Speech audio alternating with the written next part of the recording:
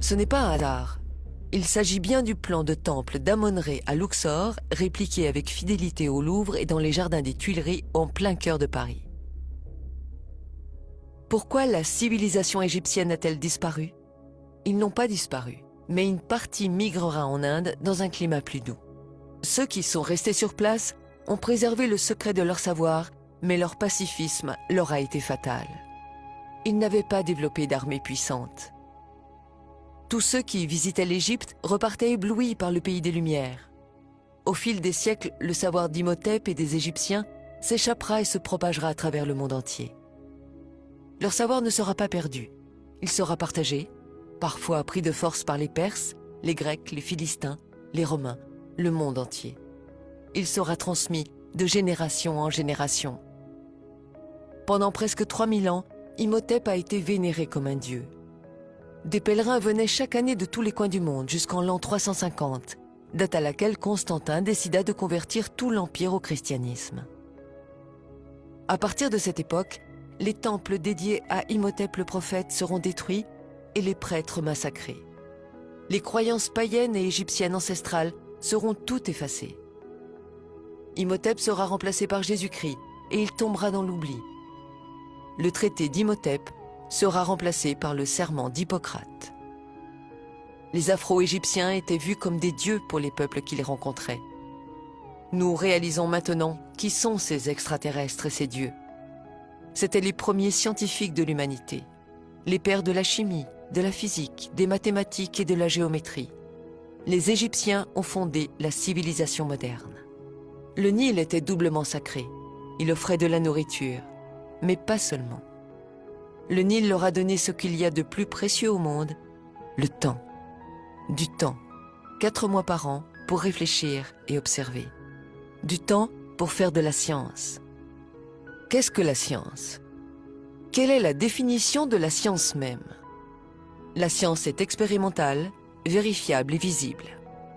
Des milliers de livres écrits, proposant chacun une hypothèse pour écarter les Égyptiens et mettre à la place une civilisation extraterrestre, Atlante, astronautes disparus ou des esclaves, c'est de la fiction, de la fantaisie et non pas de la science.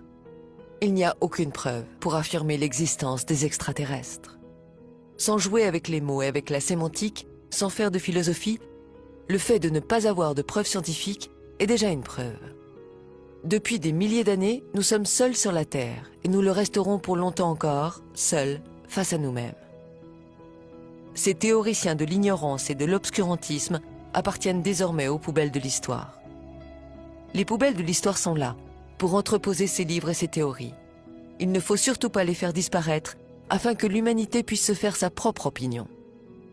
Croire que le développement et l'intelligence humaine soient venus d'ailleurs, c'est beau, c'est romantique. Nous n'avons pas envie d'être seuls dans l'univers, mais ce n'est pas la vérité. Un mythe disparaît, et plus précisément celui d'une civilisation inconnue.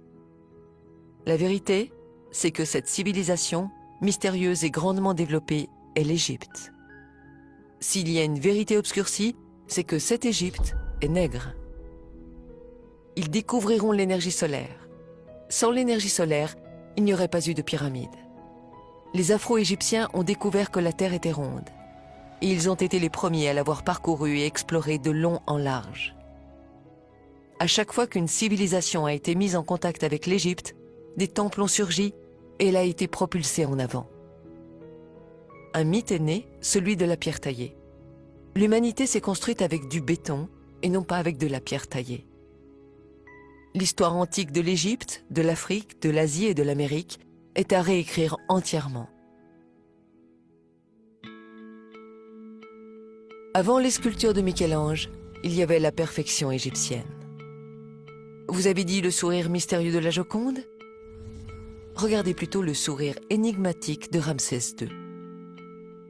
Vous cherchez les Atlantes? Les voici. Ils sont en Égypte. Avec les tandems chimie et physique, maths et géométrie, l'Égypte nègre a permis de bâtir des temples, des rues, des maisons, des stades, bref, de quoi construire l'humanité. Ils ont posé les piliers de la science, le premier alphabet et son art, la philosophie, la médecine, les religions. Ils sont à l'origine des cultures du monde. Ils ont créé les cultures du monde. C'est cela le plus grand mystère de l'humanité. Là où ils mettaient les pieds pour se reposer, ils bâtissaient un temple et plus tard une ville était née. Posons la bonne question. Devait-on en finir avec le mystère des pyramides entretenues par certains égyptologues? L'Égypte a une tâche importante, celle de préserver le berceau de l'humanité. Il est du devoir de tous les pays de l'aider, car si vous n'avez pas de passé, vous n'aurez pas de futur. Imhotep a été le plus grand scientifique de l'humanité.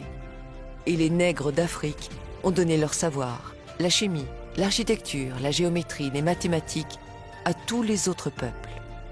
Et en retour, qu'a-t-elle reçu en récompense? Des siècles d'esclavage, de souffrance, la misère, les massacres, et ça n'en finit pas. Le pillage et l'insulte envers l'Afrique continuent. Et si enfin on mettait tout en commun? Il est temps que l'humanité grandisse.